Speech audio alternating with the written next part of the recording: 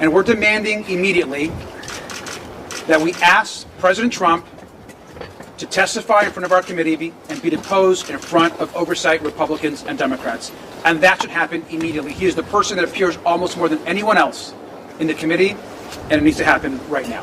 Hillary Clinton did release a statement, what she was going to say to lawmakers in her deposition. I can read that for you right now. It reads in part, if this committee is serious about learning the truth about Epstein's trafficking crimes, it would not rely on press gaggles to get answers from our current president on his involvement. It would ask him directly under oath about the tens of thousands of times he shows up in the Epstein files. What about the idea, though, that I understand you say that this is different with some of the members or some of the people who were subpoenaed who didn't have his direct contact. But some folks have said it seems like the Clintons are basically on trial here versus people who know more about the, what was going on with Maxwell, what was going on with Epstein, and that this is really kind of dragging them through the mud when there are other witnesses. Well, let's address that, Chad.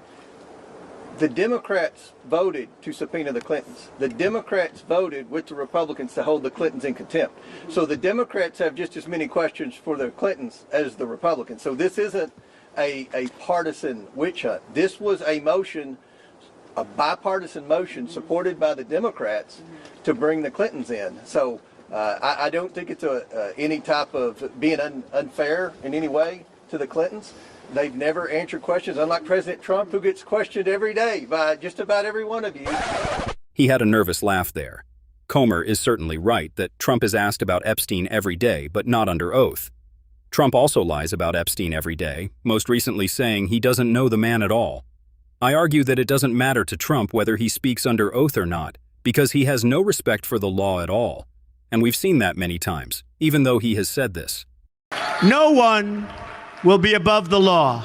Why not the man who partied with Epstein, who publicly praised him, who's been named repeatedly in the documents somewhere between 38,000 and 1 million times? If this committee believes no one is above the law, then apparently no one's above the law. And that obviously includes Donald Trump. The law applies to everyone. Presidents have been subpoenaed before, presidents have testified, presidents have been investigated. One was forced to resign. But in recent years, we've watched a different standard emerge. One for the powerful, one for everybody else. We've watched a political movement that wraps itself in the flag and the Constitution while simultaneously arguing that its leader should be immune from scrutiny. Oh my God. Immune from accountability, immune from consequences. That's not how a democratic republic survives.